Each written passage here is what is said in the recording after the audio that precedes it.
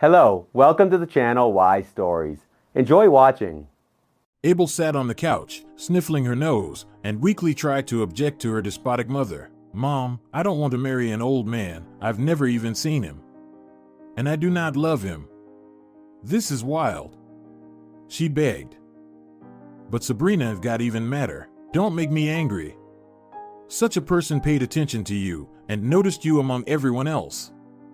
Benjamin, a successful businessman, a banker, and he is not old, he is only 28. And who are you? A spineless girl. You've already missed your chance in ballet school. Do you want more? How are you going to live? Where are you going to get the money? You'll thank me later," she shouted. "I wanted to become a teacher, like my father. I wanted to teach children. I'll enroll next year. I'm only 18. Abel tried to say. The woman got furious. "We've already wasted a lot of money on the costumes, the competitions. So you want to take more of our money? You know the level of our life. Your daddy earns nothing, he's useless. And you're the same. I'm sick of one teacher. That's it. We're having dinner with Benjamin's family on Sunday. We can talk about the wedding too. Do whatever you want, but make sure Benjamin wants to marry you. Go wash your face and don't cry," she finished. Abel walked to her room. There was an unfortunate bright red ballet dress hanging in the closet. She hated it. Actually, she hated the red color. But, as usual, no one asked her. Her mother chose this dress, guided by her taste, despite her daughter's protests. And here was the result. Abel didn't feel comfortable in it. She was shy and nervous, all the movements were difficult, and she couldn't do her best. But how could she explain that to her mother? And the girl threw it off the rack and kicked it angrily. Since childhood, Abel was a skinny and weak girl, like a stalk that barely wiggles in the wind. But many people admired her beauty, huge blue eyes, like two lakes, framed by long, thick lashes, plump lips, and a thin, long neck. She had long blonde hair, and her waist was so thin that she seemed to be able to wrap it with only one hand. Abel was very shy, modest, polite, calm, and peaceful. The girl was smart and did well in school. Her mother was in charge of everything in their family. She managed the finances and gave orders as to who and where to go and what to do. Sabrina worked as a senior saleswoman, so she knew how to boss around ineffective employees. Abel's father, Bolivar, worked as a history teacher. He loved and was a little afraid of his wife and did not like scandals at all. It was easier for him to agree with everything than to have to listen to his wife's cries and reproaches. Both in appearance and in character, Abel was like him. Bolivar adored his daughter, called her his little flower, often felt sorry for her, and comforted her. Sabrina was terribly annoyed by this. She considered her husband a worthless loser, unable to earn decent money, shouted at him mercilessly, and treated him as an empty place. When she realized that her daughter was growing up the same as him, she became angry. "I wish she had been more like me with a strong character," the woman often thought. Abel loved her father very much, and she understood that it wasn't easy for him either. She often went for walks with him in the park, or simply sat by the window. He told her interesting stories, and she listened to him speechlessly.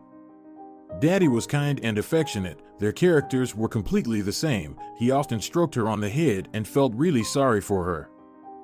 Sabrina was terribly annoyed by this, even after her husband died. In fact, her relationship with her daughter did not work out at all. Abel was bullied at school sometimes, and because of her softness and indecisiveness, she didn't know how to hit back. The mother tried to impose her model of behavior on her daughter, but it only made things worse. Her daughter would cry and isolate herself. So Sabrina decided to send Abel to a ballet dancing school. She thought maybe she would get a stronger spirit there. At first, her daughter felt terribly embarrassed and uncomfortable. All her movements were stiff. But Alfonso, the teacher with great experience, found an approach to her because Abel really had talent and diligence. Patience and diligence did their job, and gradually Abel began to show excellent results. She especially liked the Viennese waltz and foxtrot.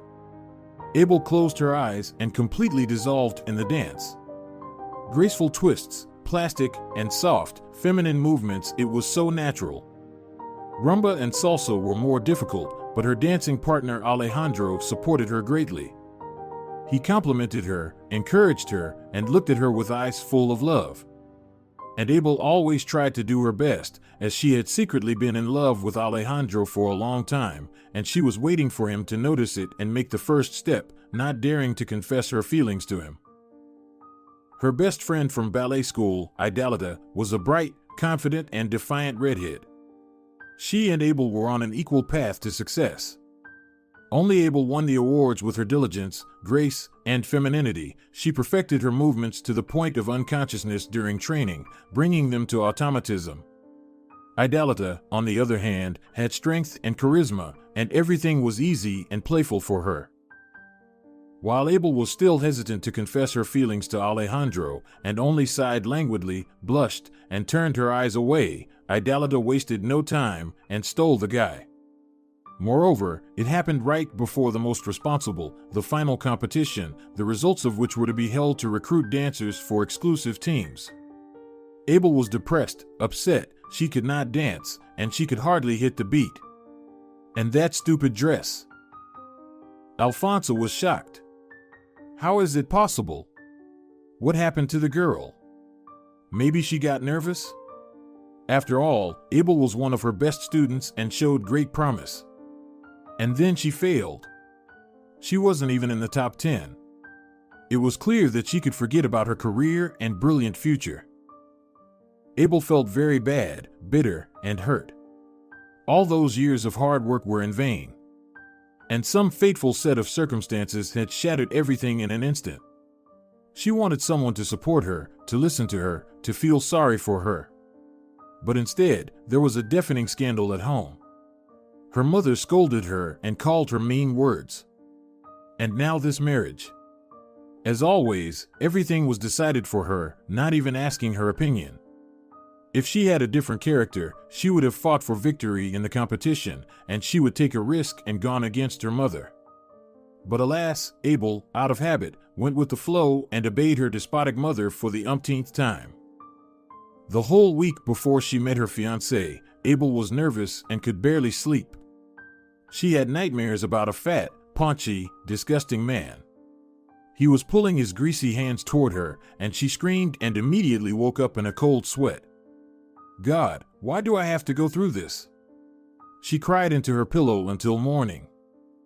Finally, the dinner took place at an expensive restaurant.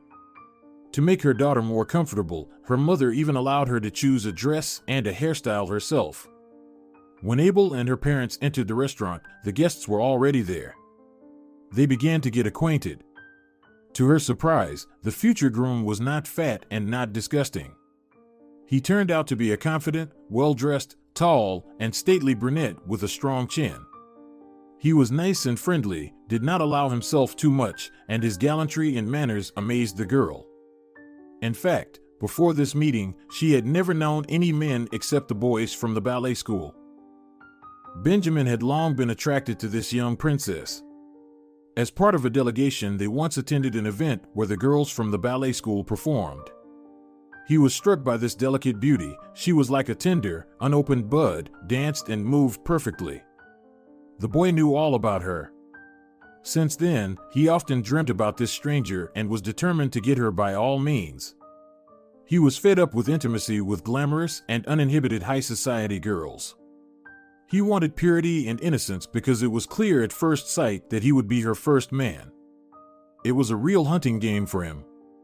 A long-forgotten zeal and courage appeared.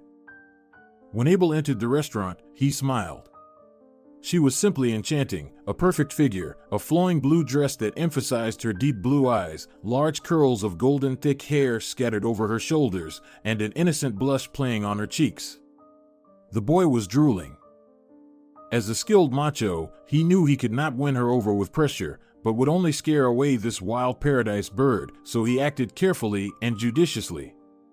He played with her like a cat with a mouse. He lured her in, beckoned her in, paid her delicate compliments, and then behaved in a deliberately businesslike manner, not allowing himself too much. He gave Abel huge baskets of scarlet roses and delicate violets and took her to concerts and festivals without trying to force her into bed. He loved this game. He enjoyed the process, anticipating the finale. Very quickly the naive Abel fell in love with Benjamin. He seemed to her like some prince from a beautiful fairy tale. He was polite, clever, gallant, and showered her with compliments. She thought that this was happiness, and it will always be so. The wedding was magnificent and pompous, and the wedding night was also divine. Benjamin tried to make this young girl have a lot of pleasure, was gentle and sensitive. The newlyweds started to live together at Benjamin's mansion. Abel's mother was over the moon. She was so happy to be connected to such people. She finally put her daughter in good hands. Benjamin's parents were not happy about their son's choice. Yes, the girl is obviously decent, but she is not equal to them at all. They hoped that soon their son's delirium would pass, and he would find a worthy life partner, according to his status. For the first couple of months, Abel was perfectly happy. She and Benjamin enjoyed passion. He taught her a lot. She whispered words of love in his ear, and he did the same. But soon Benjamin was bored with Abel. He got the desired trophy. He was fed up with the young and innocent body and realized that his wife is malleable and submissive, like plasticine. He could mold whatever he wanted. She instantly fulfilled all the whims of her husband, faithfully looking him in the eye. She forgave him everything and tried to please him in every possible way. This was the trigger that began to irritate him madly. He lacked emotion, drive, and maybe even some kind of confrontation. He realized that he did not love Abel at all, and when the heat of passion subsided, he was no longer interested in her. More and more often Benjamin began to come home from work late and drunk, not bothering to explain anything, and began to be blatantly rude to his wife, knowing that she would not respond in the same way. Abel was hurt. She did not understand what was going on. What had she done wrong? The more she tried to please Benjamin, the worse it got. He became furious, irritated for any reason. Abel had no idea what to do. It was useless to tell her mother. She would not want to hear about it. She had no close friends left. After Idola's betrayal, she had lost all faith in women's friendship. After 6 months of married life, Abel began to vomit. She felt worse and worse, and the skinny girl became completely haggard. The annoyed husband said, "God, what do you look like? What is wrong with you? Skin and bones. Go to the doctor and get a checkup. I'll tell the driver to take you to the hospital." The doctor announced that Abel was pregnant. She was overjoyed. "Finally, I will tell Benjamin. He will be happy that I will give him an heir. He will take care of me, and everything will be like it was before," she thought naively. Abel cooked dinner, lit candles, dressed nicely, and waited for her husband to tell him the good news. She waited half the night. Benjamin showed up drunk, smelling of women's perfume. He was shocked when he saw the table set and his devoted silly wife waiting for him as if nothing had happened. Still, he sat down at the table and said with a smirk, "Do we have some kind of holiday? Why aren't you asleep?"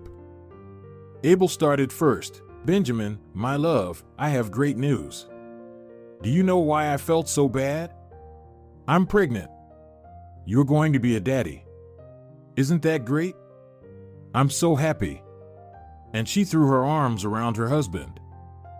But he sharply pulled her away and grudgingly said, "Yeah, I can't think of anything better." He slammed the door and went to bed. Abel cried till morning. She was so offended. She sincerely did not understand what was going on with her husband. Why was he doing this to her? Why? She was desperate but did not even think of doing anything, for she had been accustomed since childhood to going with the flow and obeying the will of others. During her pregnancy, Abel tried not to show herself to her husband. The intimacy between them completely stopped. He only squeamishly looked at his wife's huge belly and swollen legs and thought to himself, "Cow. It is disgusting to look at her. Why did I marry her? I could just sleep with her and leave her, not tie my life to her." When a girl was born, contrary to the expectations of the doctors and Abel herself, Benjamin became furious. He shouted at the whole maternity ward, Didn't you say it would be a son? And what is that? You can't even give birth to an heir. I didn't want a girl. I wanted a proper heir. Abel was crying. The nurses comforted her. You don't have to worry. Men often react like that. We've seen a lot here. And then he will take her in his arms and fall in love. You'll see. But it didn't happen. Her father didn't love Norberta. He often looked at this screaming little lump and found himself thinking that he felt absolutely nothing for his child. The screaming caused a headache and there was no relief. He yelled at his wife, Calm her down. Why is she screaming day and night? Are you even a mother or what? Abel comforted and cradled her daughter as best she could and decided to move to the farthest room so that Benjamin would not be disturbed. The man didn't even make any attempt to help with the baby, walk with her, or take her in his arms. He was happy that he could hardly hear his daughter crying and could sleep in peace. He didn't care that his wife was having a hard time and not sleeping at all. After all, no one asked her to have the baby. She could have had an abortion. That was what he thought. Since then, the wife and daughter became a heavy burden for the man, especially since a young, attractive hottie suddenly appeared in his circle. Her name was Augustina, the daughter of a famous businessman. Benjamin immediately fell in love with her. She was in very good shape, with big breasts and a mop of naughty red curls. She was self-confident, flawlessly and stylishly dressed, knew her worth, and knew how to impress anyone. She did not pay any attention to Benjamin. He was rich, but he was married and had a child. Benjamin did everything he could to please Augustina. He completely forgot about his wife and child. He rarely came home and didn't even try to hide the traces of his affairs with other women, and he did not pay any attention to Abel, as if she were nothing, just an annoying mistake. He treated his daughter coldly, too. It annoyed him that she was climbing into his arms and kissing him. He tried to get rid of her, quickly giving her some toys. Abel accepted the role of a servant long ago, silently and uncomplainingly fulfilling everything. Now she had a purpose in life, her Norberta. She kissed every finger of the little hand, breathed in such a sweet baby smell, and adored every mole of the baby. Norberta was a copy of her father, a tall, brown-haired, and bright girl, and her character was also not like her mother's. She realized very early that her mother loved her, but her father hated her. She sensed this, but she was not going to keep quiet. The more she asked her father why he did not love her and her mother, the more the situation in the family became tense. When Norberta went to school, the unexpected happened. The daughter felt very sorry for her mother and did not understand why she was silent, why she did not scold her father for his drunkenness, and why she allowed him to treat her this way. Abel begged her daughter not to involve in this situation. She felt it would only get worse. But Norberta, stubborn beyond her years, contradicted her. Mom, ask father why he treats us this way. I want to know the truth. You cannot cry and be silent all the time. I feel sorry for you.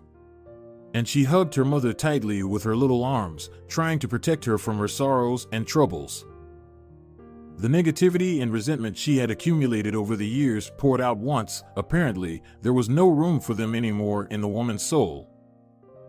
Benjamin came home from Augustina after midnight. As usual, he had seduced her and lied to her every day that he would divorce his wife. To his surprise, his wife stood on the threshold of the room and immediately, without any preamble, asked, Benjamin, we have to talk.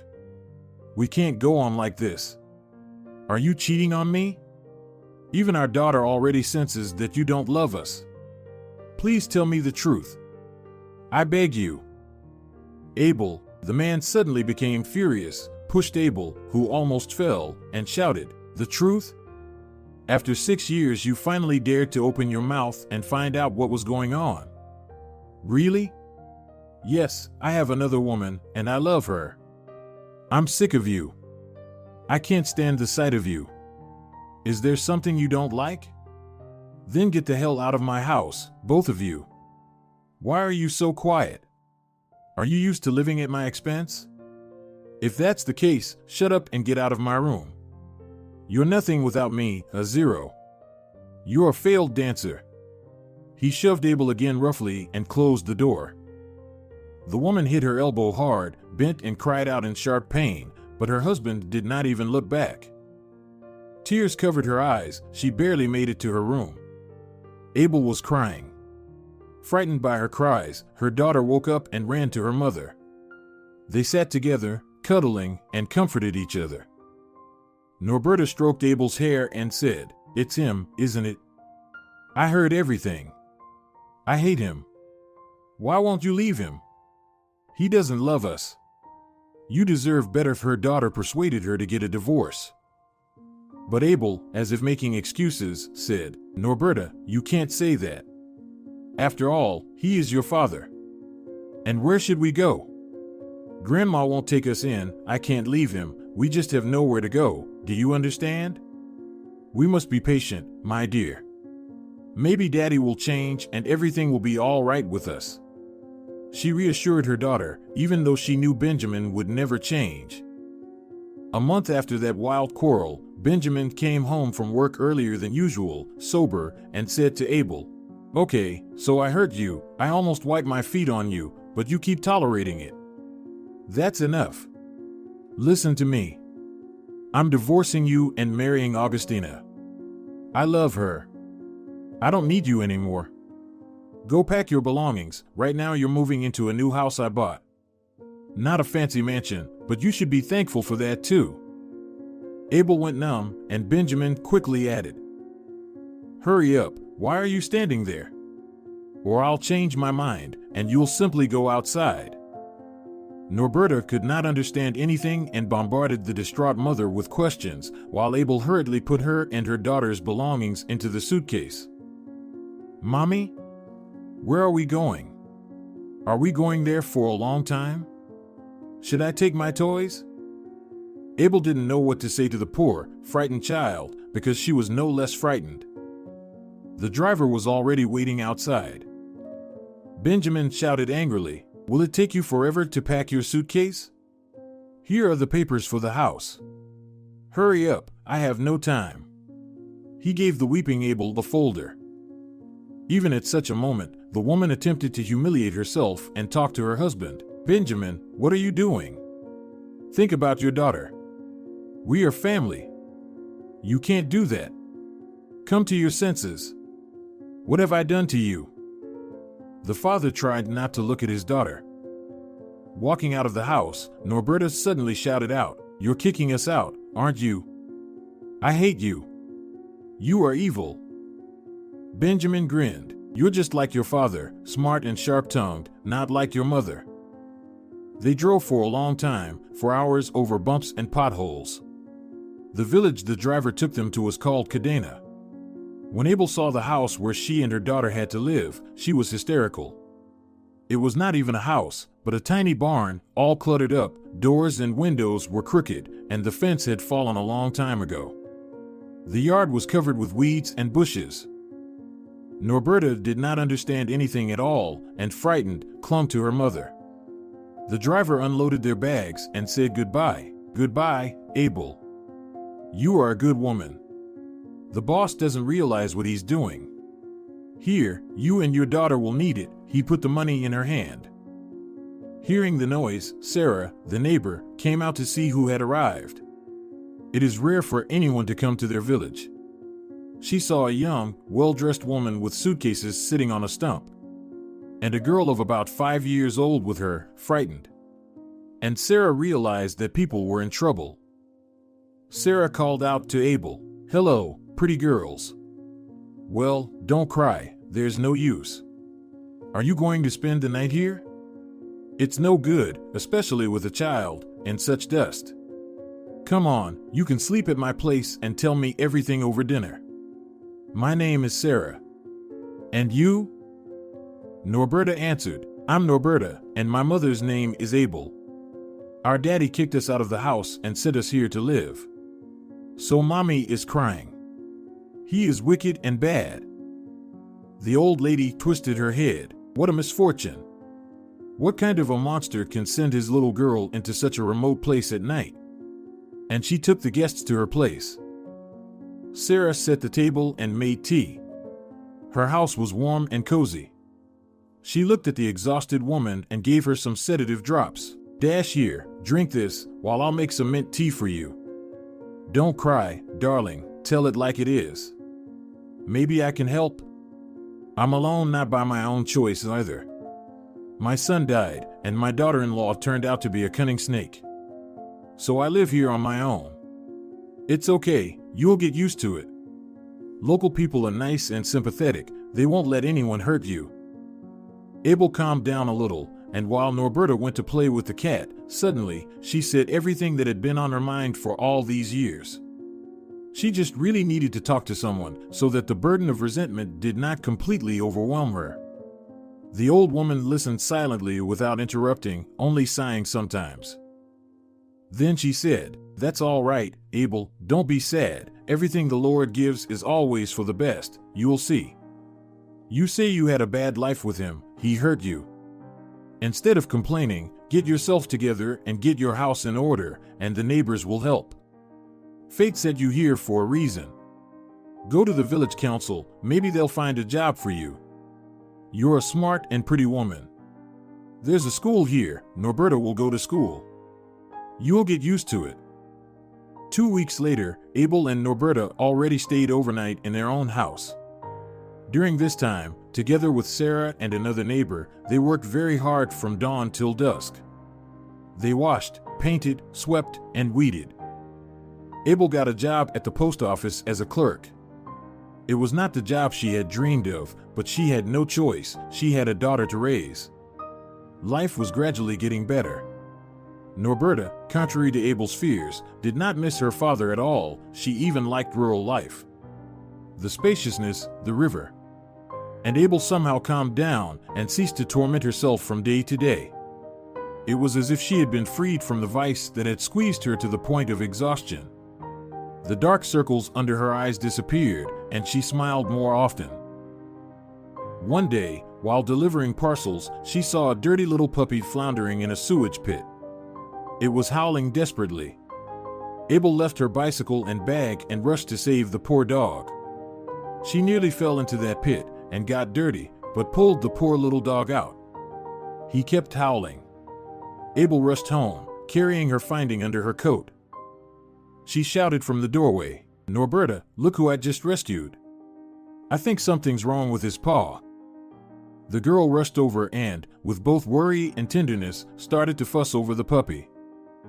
Abel said confusedly, "What should we do? There is no veterinary clinic. How should we treat him?" Norberta replied, "Don't worry, Mammy. And actually, it's a girl. Go to work. And I'll feed her, bathe her, and then go to Sarah. We'll figure something out." And the little girl happily rushed off to take care of her new pet. In the evening when Abel came home, she saw a heartwarming scene. Norberta was playing in the yard, and a puppy was trying to serve a ball with her nose next to her. She turned out to be very cute, white with red spots. Abel laughed, and Norberta said, "Mommy, I named the dog Rosarita. She will live with us, since you found and rescued her, right? Look how smart she is. Rosarita, throw me the ball." The girl told. And Rosarita really threw the ball with her nose. So fun. Since childhood, Abel had taught Norberta to dance. She did not force her, rather, it was for fun. They often turned on the music and waltzed together. In the village, as a matter of habit, they continued evening lessons. Norberta learned everything instantly, she was really gifted. Sarah often watched them dance and was amazed at how skillfully they did it all. When Norberta went to the 2nd grade, there was a dance competition at school and she was chosen to participate in it. The girl was over the moon and wondered how everyone knew that she could dance. She had no idea that it was Sarah who told the principal how brilliant Norberta was at dancing. An important committee was to attend the competition. They were looking for talented children to join their team. The daughter got worried. "Mommy, what am I going to wear? I don't have a dress for the competition." Everyone else will be beautiful, but what should I do? Abel smiled. Let's go, Norberta, let's design an outfit for you. She rummaged in her closet and pulled out the bright red dress her mother had once bought her. The daughter opened her mouth in amazement. What a beautiful dress. Mom, is it yours? Only it's too big for me. Abel took a sewing machine out of the closet. What are our hands for? Let's make you the best dress ever. Maybe this dress will bring you luck. The dress was a success. The red color suited her daughter very well because she was a bright brunette and her temper was burning, just like her father. Norberta performed brilliantly and won one of the top positions. Hall gave a standing ovation. Abel clapped her hands and cried with joy and proudness, remembering her performances and prizes. Backstage, a handsome gray-haired man of about 45 came up to them, limping badly on one leg and rubbing his back. He introduced himself. Hello. Was it your daughter who danced the Viennese waltz so brilliantly? Who was her teacher? This is the first time I've seen such a professional technique. Bravo. My name is Raphael. I'm a member of the committee and the owner of the Todd's Dance Studio. Have you heard of it? Abel gasped. Of course, she heard of it. Not only heard, but wanted to get there. The performances of this team were known all over the world. She even felt embarrassed. Hello. I'm Abel. I used to attend dance school for many years, but failed to become a dancer. My daughter and I dance just for fun. Glad you liked it. The man smiled. Listen, Abel. I have a business proposition for you. I'm looking for a ballet dancing teacher. Would you like to give it a try? If you manage to teach a 7-year-old child to dance so skillfully, you'll certainly do the job perfectly well. As you can see, I have health problems. My back is killing me. But I don't want to give up. It's my business and my life. Abel blushed and felt even more embarrassed. What if I fail? I've never worked as a teacher, and I'm not a professional. Raphael answered, I've been doing ballet dancing all my life and I can tell the difference between professional and amateur movements. You have to start somewhere. Just say yes. I'll rent you a cozy apartment, not far from the studio. There is a good school nearby. What are you doing in this remote village? Norberta, who was silent until this moment, could not bear it. Mom, just say yes. There's nothing to think about. Raphael, we accept this offer. Don't listen to her, she is very clever, and she's a super dancer. But she's very shy. Raphael laughed.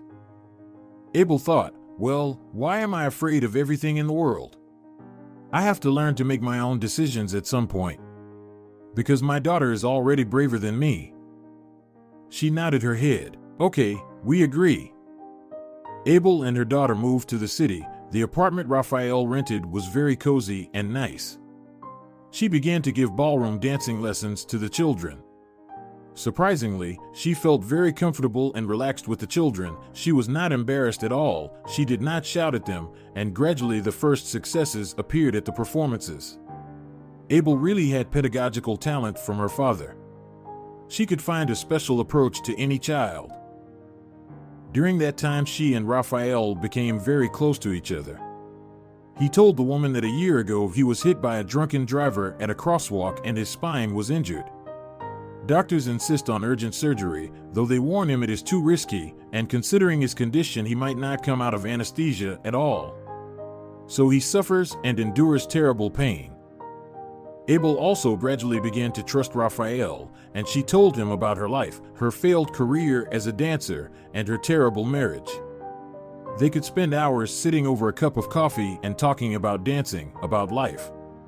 Raphael and Norberta became very good friends. Although he did not have children, he had worked with them all his life, so he knew children's psychology well.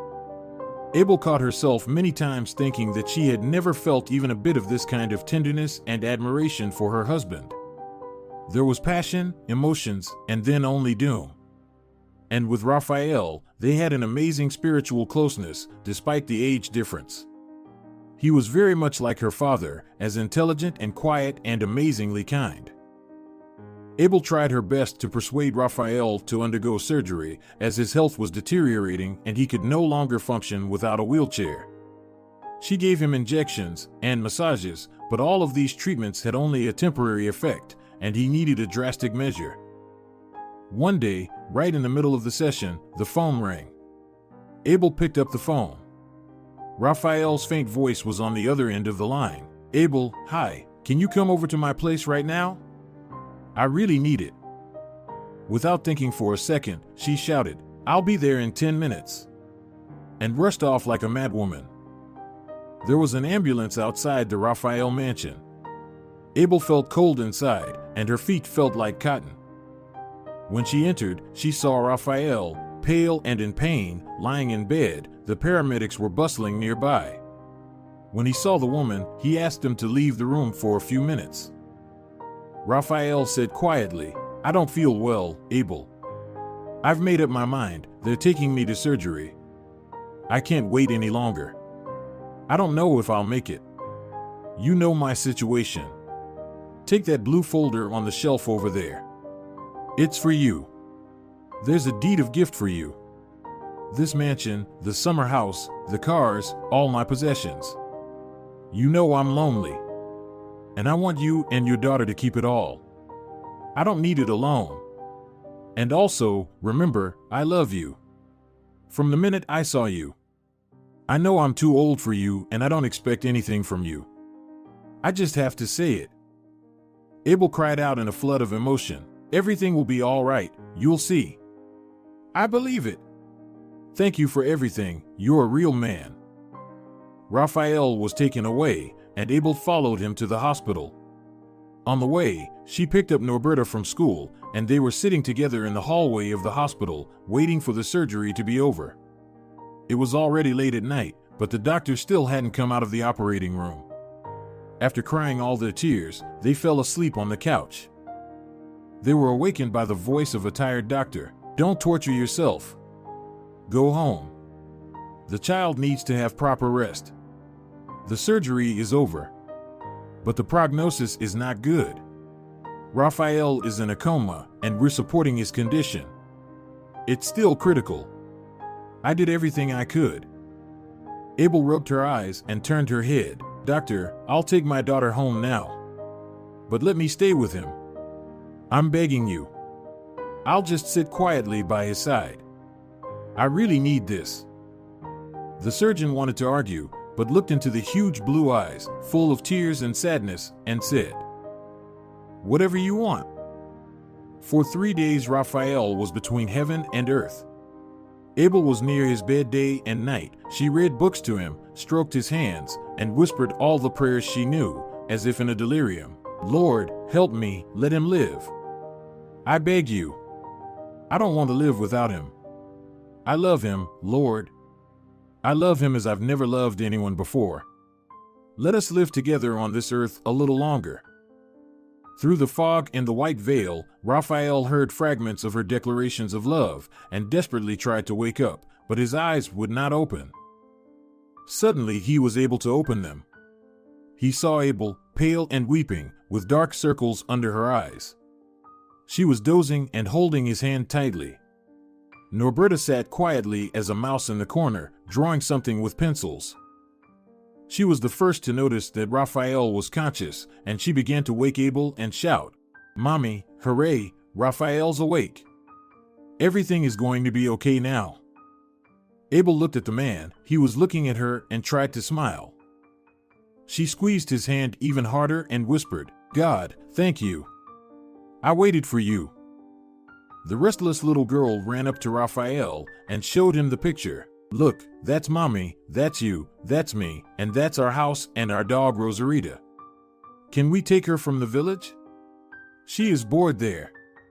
Do you know how funny she is? She can bring a ball in her teeth." Norberta was talking nonstop. Raphael felt so peaceful and happy. He realized he was no longer alone. Now he had a real family. It had turned out to be so important to be needed by someone. From that day on, Raphael began to recover, and Abel actively helped him with his rehabilitation. And after a month, he could walk again. Finally, the terrible pain no longer plagued his body. Now the three of them couldn't imagine living without each other. Abel and Norberta moved into Raphael's mansion. One day, the whole family was having dinner at a cozy restaurant. The mood was great, and everyone was joking and having fun. Out of the corner of her eye, Abel noticed a loader carrying heavy boxes of groceries into the restaurant, who was looking at her. When he looked at her intently once again, she wondered, "Why is that loader looking at me like that? I don't think I know him." Norberta suddenly perked up and frowned. "Mom, look. It's my father. Except he looks very bad." Abel did not want to meet or communicate with Benjamin. The memories of his abuse was too painful for her. She would never talk to him again if it weren't for Norberta. The restless daughter ran up to him and asked loudly, "Hello, Daddy, don't you recognize your daughter?" Benjamin became ashamed and embarrassed, and he murmured, "No, Norberta, of course I recognized you. You have grown so much. You've become so beautiful. I just didn't want to disturb you." Norberta did not calm down. "Raphael, meet my dad. He kicked me and my mom out of the house. Isn't that great?" The little girl sneered. Benjamin blushed and hissed at his daughter. "Norberta, darling, let's go outside and talk, not in front of strangers. I'll explain everything to you," and he hurried out of the restaurant when he saw that other people were looking at them. Abel and Raphael also left. The woman didn't want to leave her daughter alone with this monster. Trying not to show her nervousness, Abel asked in a casual tone, "Benjamin, why are you here? You are an entrepreneur, aren't you?" The man got quite upset and mumbled, "You see, Augustina left me, bankrupted me. She made such a cunning plan with her father. I was left with nothing. They took the house for debts, too. Now I'm working as a loader. I could hardly get a job. I sleep here, in the back room. I don't know what to do next." Abel didn't know what to say. On the one hand, she shouldn't have felt sorry for him because he had hurt her so much. On the other hand, if not for him, she would never have met Raphael. And once again, the brave little girl solved the problem. "Mom, let Daddy live in the house he gave us. It's empty anyway. He'll like it there." And she laughed merrily. Abel said quietly, "You can live there if you like, I don't mind. By the way, meet my husband, Raphael." Benjamin said quietly, "Well done, Abel, you've achieved great success. There are posters with your performances all over the city. Can I visit Norberta sometimes?" he asked. But once again the daughter surprised everyone and answered briskly, "Don't you want to ask me first if I want to see you? Don't visit me. I have nothing to talk to you about. I have a real dad, Raphael. He would never hurt me and my mom or kick us out. Mom, let's go. We need to buy food for Rosarita." And she pulled Abel by the hand. The three of them walked away. Norberta was murmuring something cheerfully to Raphael, who was laughing and holding her hand. Abel looked so happy and confident. "What an idiot I am. I've been such a narcissist," Benjamin thought. "What was I missing? A loving pretty wife, a daughter who looks just like me. And I lost everything for that rascal Augustina. And now my Norberta thinks a strange man is her father. She loves him. And she doesn't need me at all." There was a shout from behind. "Benjamin, where the hell have you been? Do I have to carry the load alone?" His workmate was indignant. At the end of the shift, out of habit, Benjamin bought a bottle of liquor and drank it with his workmate, complaining about his unjust fate. And Abel walked along thinking, what a blessing that Benjamin had kicked me out that day. Otherwise, I would have suffered with him all my life. She snuggled up to her husband and whispered, "Thank you for everything, my love." If you're enjoying it as well, leave a like and subscribe.